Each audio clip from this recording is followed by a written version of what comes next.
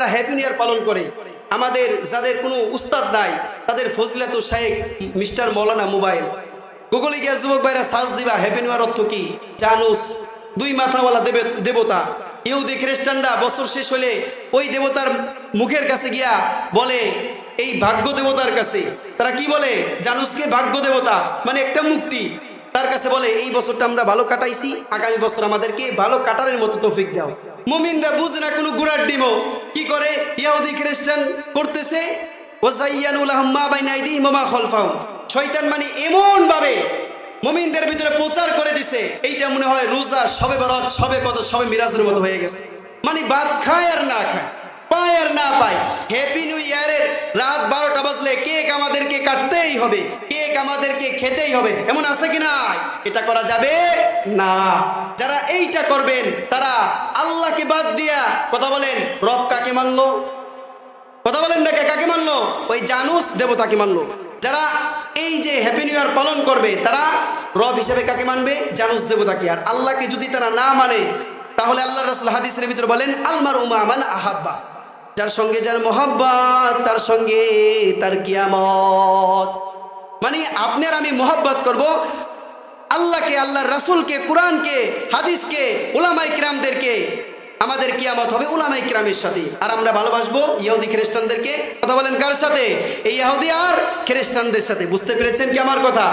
এই জন্য আল্লাহর রাসূল বললেন হাদিসের ভিতরে, ইন্নামাল আমালু বিল খাওয়াতিম, শেষ ভালো যা সব ভালো তা। অর্থাৎ প্রিয় মুসলিম যুবক ভাইরা, ঈশান নামাজ শেষ হয়ে গেছে, যারা ঈশান নামাজ পড়তে পারেন নাই, ঘুমায় আছেন, মাহফিলে তো আসবেন দূরের কথা, আপনার ঘুমই চোখ থেকে ছাড়তে পারেন নাই, ঘুম থেকে উঠেন, ওযু করেন, নামাজ পড়েন, আল্লাহর কাছে দুইটা হাত তুলে দোয়া করেন, আল্লাহ সারা বছর কিভাবে কাটাইছি, আল্লাহ আজকে শেষ নামাজ পড়লাম এই বছরের। যেহেতু আপনারা বছরই করবেন, মুসলমানের বছর এই যে নববর্ষ শুরু হয় মুহররম মাসে, কিন্তু যেহেতু আপনারা মুহররম মানবেন না, এই ইংলিশ ঈসাই সাল আপনারা মানবেন, নিয়ত করেন আল্লাহর কাছে, আল্লাহ অনেক নামাজ কাজা হয়ে গেছে, আল্লাহ ক্ষমা করে দেন।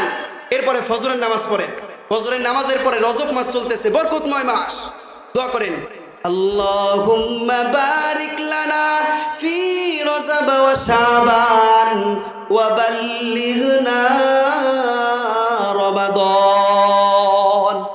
আল্লাহর কাছে দোয়া করেন, আল্লাহ আপনি আমাদের হায়াতকে আপনি শাবান মাস পর্যন্ত নিয়ে যান, আর রজব আর শাবান মাসের বরকত আপনি আমাদেরকে দান করেন। এইভাবে আপনি আল্লাহর কাছে দোয়া করেন, নতুন বছর শুরু করেন নামাজ দিয়া। পারবেন তো ইনশাল্লাহ? আমরা হ্যাপি নিউ ইয়ার পালন করব না, পারবেন তো ইনশাল্লাহ? পরিবারের ছেলেরা করলে তাদেরকে বাধা দিবে আগামী দিকে। আর যারা করছেন এখন কি করবেন? পুনরায় আল্লাহর কাছে তাওবা করেন। আল্লাহ বলতেছেন, ফামান তাবা মিন বাদি যুলমিহি ওয়া আসলাহা ফাইন্নাল্লাহা ইয়াতুবু আলাইহি।